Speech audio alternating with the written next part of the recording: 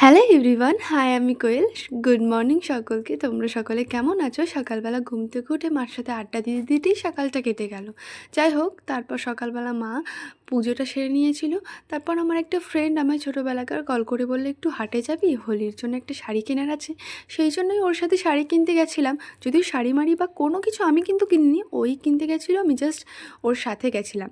ও বলে আমার চয়েসটা নাকি খুব ভালো লাগে ওর, বা আমার চয়েসের জিনিস কিনতে ওর ভালো লাগে, সেই জন্যই ওর সাথে যাওয়া। দেখো, হাটে প্রচুর রকমের শাড়ি আছে। আমি যদিও শাড়ি খুব একটা পরি না, খুব কারণবশত, তাই আমি খুব একটা শাড়ি কিনি না, মা যা আছে তাই পরি। যাই হোক, বাড়ি এসে মা যেহেতু বাবলার পাটে আজ সাহেব এসছে বা অনুষ্ঠান সেখানে, তাই মা রান্না করে গেছে ডিম পাতুরি, আর এইদিকে সিম আর আলু দিয়ে ভাজা। আর বলেছিল যে স্নান করে ভাতটা খাওয়ার আগে তুই করে নিস আর কি। তাই আমি ভাতটা এখানে বসিয়ে নিয়েছিলাম। আর কাল যেহেতু আমাদের শান্তিপুরে বসন্ত উৎসব, তাই বসন্ত উৎসবে সকলকে অনেক অনেক শুভেচ্ছা আগাম।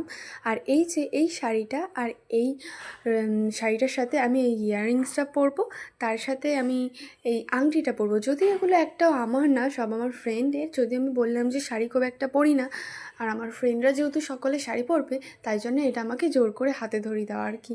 পরবো না, তাও জোর করে। আর এই হ্যান্ড ব্যাঙ্গেলসটা পরবো, যদিও ফুল হাতা ব্লাউজ থাকবে, পুরোটা ঢেকে থাকবে, তাও যদিও জানি এইগুলো দিয়ে আমার হবে না, কালকে অনেকবার চেঞ্জ করতে হবে। আর আমি কোথাও ঘুরতে গেলে বারবার চেঞ্জ করবো না, এটা ওটা পরে দেখবো না, তা তো কখনো হয়ই না।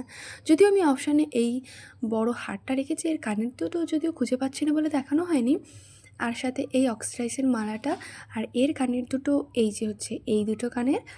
যদি মত চেঞ্জ হয় তাহলে আবার মত চেঞ্জ করব, কারণ আমরা তো মেয়ে মানুষ, আমাদের মানে কি বলবো, কোথাও গেলে বারবার চেঞ্জ করব, এটা ভালো লাগছে না ওটা ভালো লাগছে না, না করলে তো হয় না। সো আজকের মতো